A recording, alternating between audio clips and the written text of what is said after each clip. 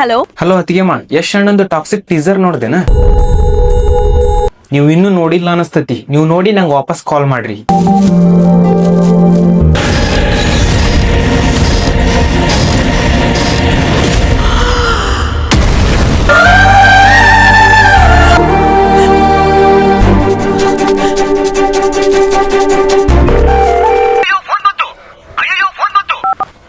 ನೋಡಿದ್ರಿ ಅತ್ತಿಗೆಮ್ಮ, ಅವ್ರಿಗೆ ನಿಮ್ಮ ಮೇಲೆ ಕರೆಗೂ ಪ್ರೀತಿ ಇದ್ದಿದ್ರೆ ಅವ್ರು ಈ ತರ ಮಾಡ್ತಿದ್ರ.